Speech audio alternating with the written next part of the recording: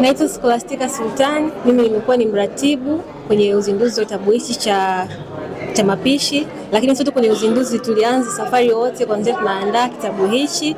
Nimefurahi sana kuwa sehemu ya hii safari kwa sababu mimi pia ni mdau wa sanaa za mapishi na kuona kwamba sanaa za mapishi zinapata nafasi ya kukubalika kwenye jamii yetu na kutumika kama sanaa zingine, sababu tumezoea sanaa za kuimba, za uoni, lakini sanaa ya mapishi nao sasa hivi tunaona kwamba inapata nafasi kwenye jamii na kuweza kufikisha ujumbe kwa jamii. Kwa hiyo siku kama leo tulikuwa tunazindua hiki kitabu.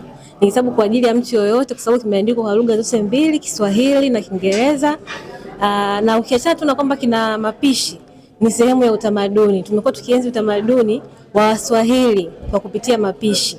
Kwa kwenye kitabu hichi kuna recipe za Kiswahili, lakini pia kuna zile mila na desturi za ulaji na za mapishi. Kwa ni zaidi ya kitabu tu ambacho kina recipe. Ni kitabu ambacho kinatunza utamaduni wetu kama Waswahili. Majina yako tena na cheo? Naitwa Scholastica Sultan, mimi ni mratibu msaidizi wa kitabu hichi cha Shambani Hadi Sahani.